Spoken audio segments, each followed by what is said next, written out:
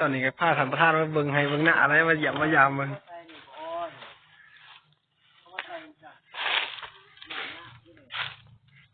พาหัวหน้าเพิ่นมากวาดกาเนาะมันเป็นจังหัวหน้าเงียบก็มาจะเงียบอ้วนเงียบใช่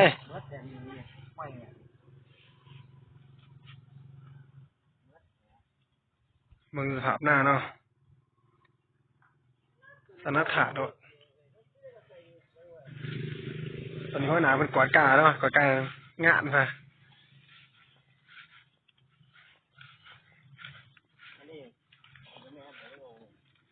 ใช่บ่หน้าสาวเลย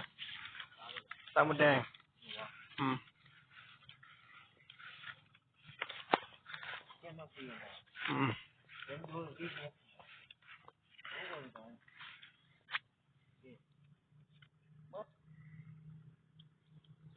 ภาพเนาะ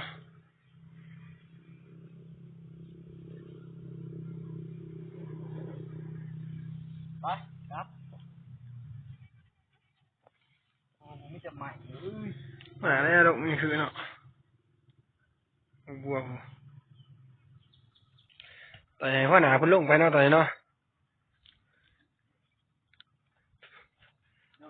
ลูกน้องใส่หัวหน้าแล้วลูกน้อง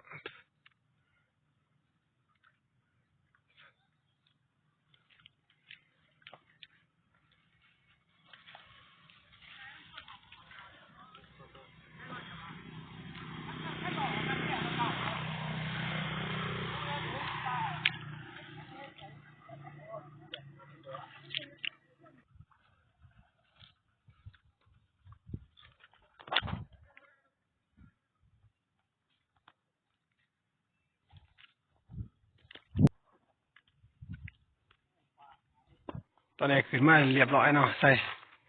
มาลอกต๊อกแป๊กเนี่ยฮะทีอะไรก็มี